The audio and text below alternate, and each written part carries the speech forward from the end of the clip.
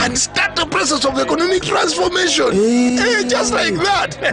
The parish development model is an initiative from the government of Uganda through the Ministry of Local Government designed to transform all lives of Ugandans for the better.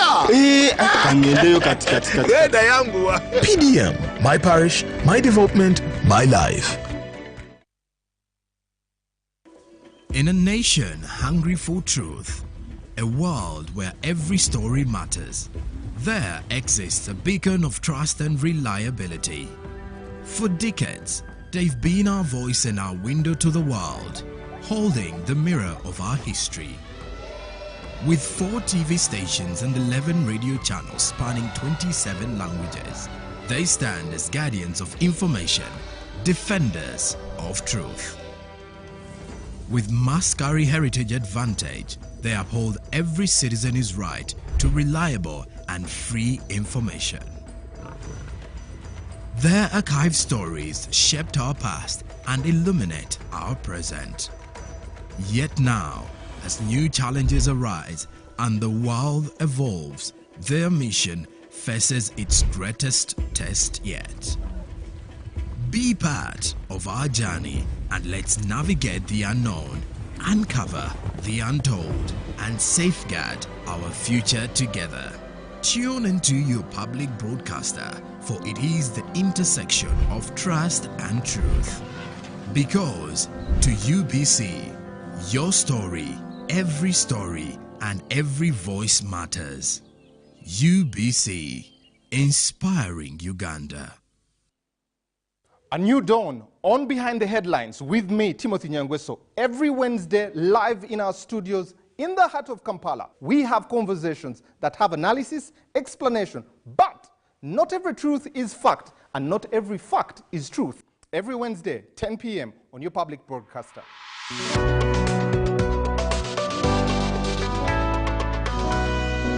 on your public broadcaster. UBC, inspiring Uganda.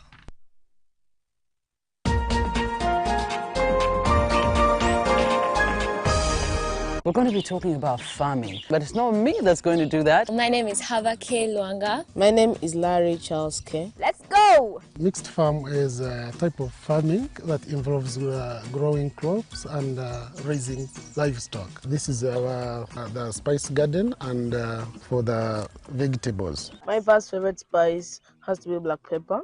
What's black pepper in Uganda? Kamulali or mudagavu. What? We're going to talk about the sechunga. We're going to see how big it is, as big as Larry's head. And then we're going to talk about the mangada. So we're going to get there. We have still so many farms to visit. And I would like to hear from you. This is the Little Farmer Show, and we are bringing coolness back to farming. See you!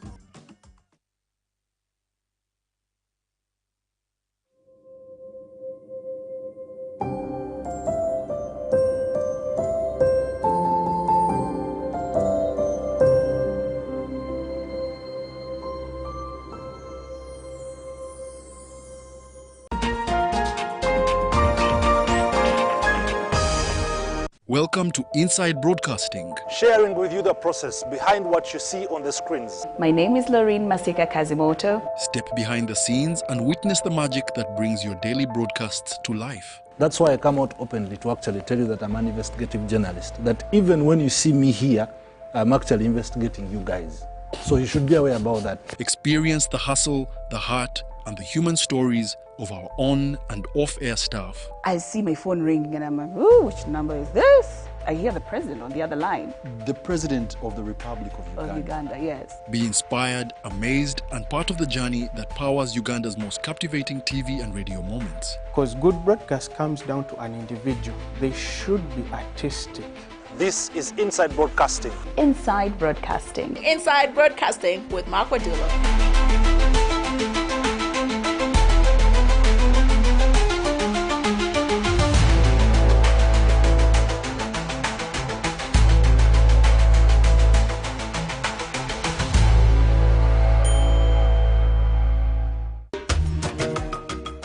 I'm Kisame Andrew, cold chain technician attached to Kalio District Local Government in the health department. The vaccines come when they're in the truck, which is refrigerated from NMS. I receive them, so I load these vaccines.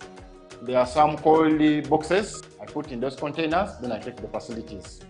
Even in the facilities, there are fridges. We are so grateful, the government of Uganda, because each and every health center 3 and 4 in Kalio district has a refrigerator. Once they reach there, I offload them. I also put them in the fridges. These facilities have scheduled outreaches whereby they have to go to the community, to the villages, communities, and make sure that they vaccinate. So they also have small containers which are called vaccine carriers, which they put on their back, of course with some ice to maintain the temperature.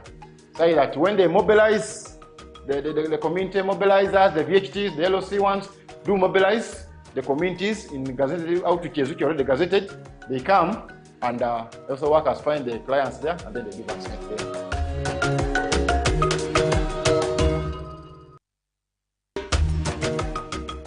Nkwanga Ramazan is my name, the head teacher of this great school, Ikumbia Seed Secondary School. The school has the staff room well furnished, administration well furnished, the computer lab well furnished, the library wonderful, the multipurpose hall well furnished. The teachers are also enjoying in the staff quarters. The school has teachers totaling to 28. Ikumbia Seed has embraced the new curriculum. I want to thank the government for that bright idea. There are many students that end up in senior 4 with no document. But with the coming of the IT, the skilled children are going to have certificates in skills as early as senior 3. And that certificate is equivalent to a senior 4 certificate.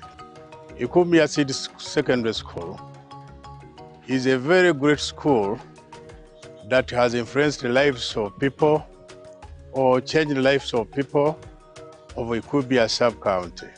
I want to thank the parents and the government for this kind of input.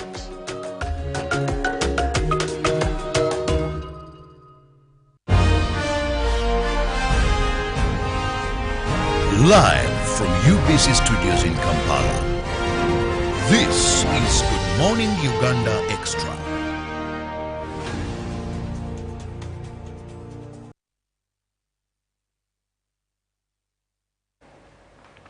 Well, it's Good Morning Uganda Extra, an extended segment of Good Morning Uganda. My name is Olive Monica Najoma. Thank you so much for joining us. It is a beautiful morning and it's a good day to speak about poverty alleviation initiatives in the country.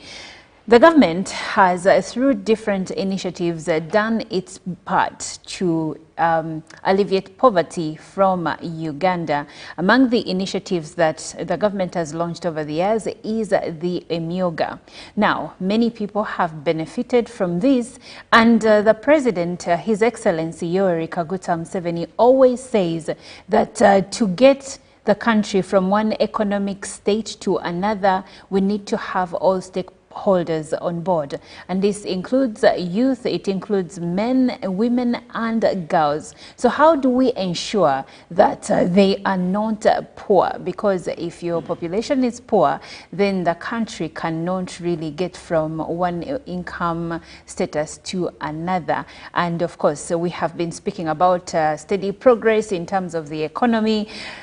What better way to achieve that than to alleviate poverty? So today we will be delving more into the Emyoga Funds initiative as a way to alleviate poverty from Uganda. And I will be speaking to Ms. Nampero from Microfinance Support Center, and we will delve into this conversation even further.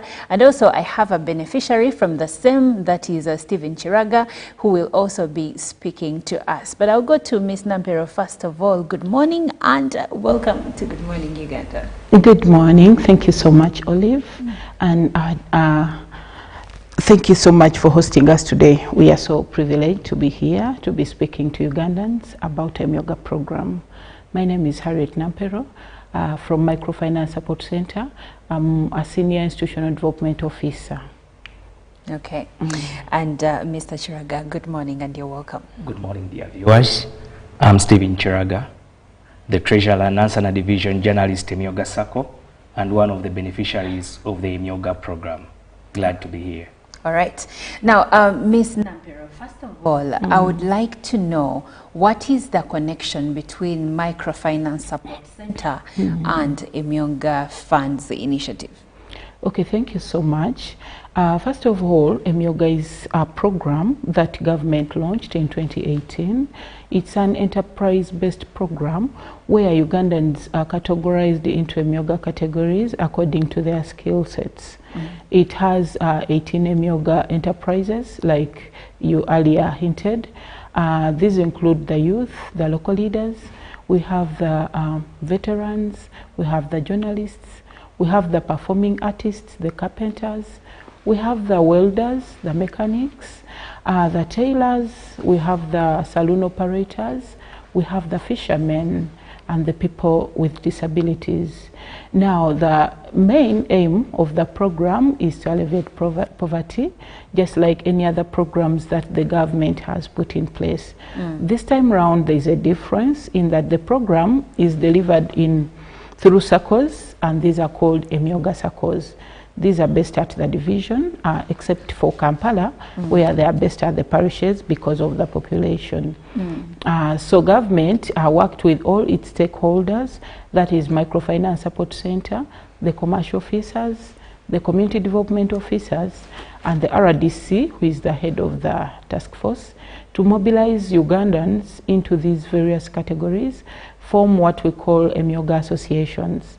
That means that every sub-county or parish, for the sake of Kampala, there is an association, and these are the ones that constitute the SACCO at the division. And so these were capitalized after formation, registration, and validation. They were capitalized with 30 million seed capital, except the one for local leaders, which was given 50 million. The aim is for Ugandans to have access to capital that can help them boost their projects. It's well known that Ugandans have got different skills. People have acquired trainings. The missing link has been the capital. So through the SACCOs, the Ugandans come together, they borrow funds from their seed capital, and then they put in their projects and they pay back slowly.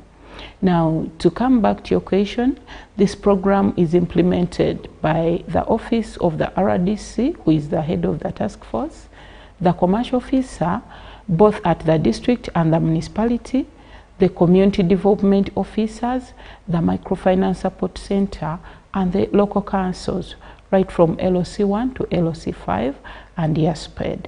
Now, the Microfinance Support Center is the lead implementing agency for this program, and we've taken part in every stage of the program.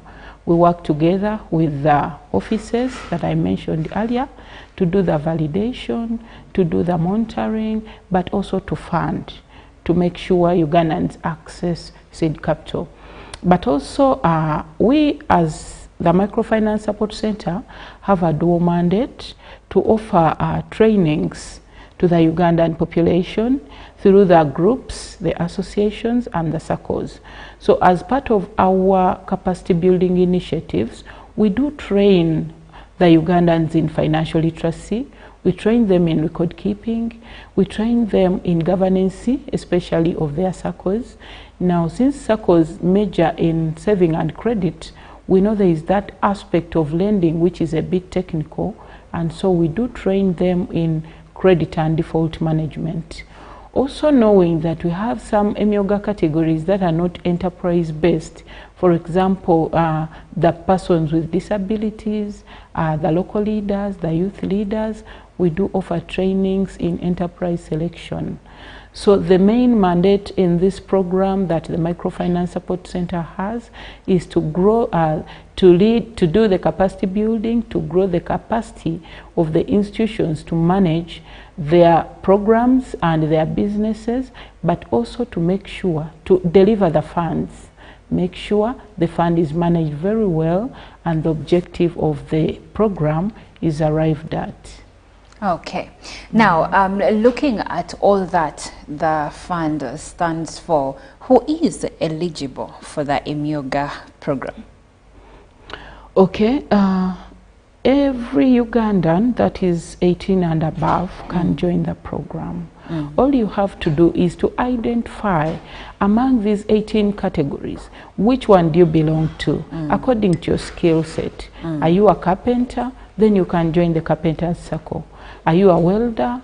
Are you a women entrepreneur? Then you can join the circle. So every Ugandan, the program targets productive Ugandans because they are supposed to boost their investments as we work together to fight poverty. All right. Ugandans, the age of 18 onwards, right? Yes. Okay. Now, I would like to bring in Mr. Chiraga into the conversation. He is a journalist, right? Indeed. And yes, and he is a beneficiary. So first of all, tell us about what piqued your interest into joining the Emyoga program? Well, what a wonderful question. You will realize that most programs that come by our side, we journalists always see the negative part of it. That's right. But this time round, when the Emyoga program came in, we realized the need to pull up our stockings and ensure that we jump onto the moving track.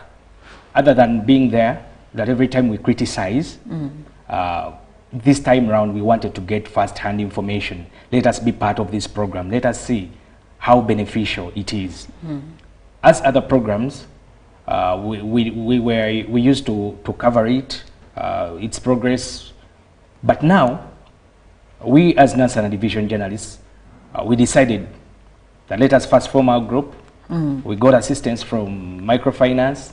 They came, they oriented us onto what is required, how we should register, and indeed they were very resourceful, and we did all the process until you know, journalists are always negative. Until why do you say that? Okay, until we received the message. You know, most of our members were still questioning: is this real? Is this real? Let us know if the message is there. Show us the bank statement, because as the program is, we had to first save. When we saved, we forwarded our documents, then money came, the 30 million seed capital. So we had organized groups, as in departments, among us, the members who were available then. Then we called in for a meeting and told them that, you know, members, we have received the money. Now the question was, will this money be is accessible? Won't the bank be freezed? So we told them the requirements to get loans. They passed through the right procedure, and the first beneficiary, the first members, got the loans, and indeed they benefited a lot from that. Okay. Now, you did say you first saved. So when you and then there was also another statement you made, seed capital. Yes. So you saved how much?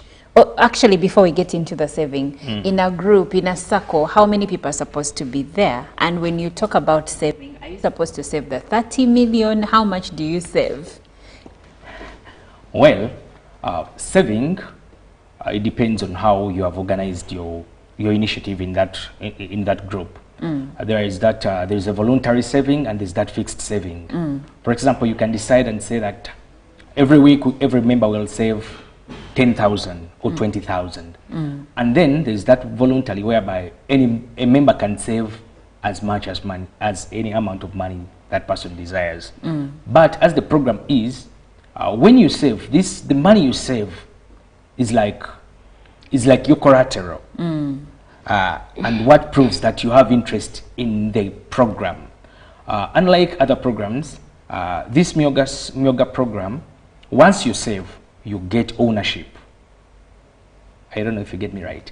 You get that sense of ownership because now, besides being that it's government money, you also have your input. That saving of which you've put in, however little, the 20, the 30, the 300,000, it makes you feel that the circle is part of you. And whatever is going on, you have 100% powers to question and monitor its progress.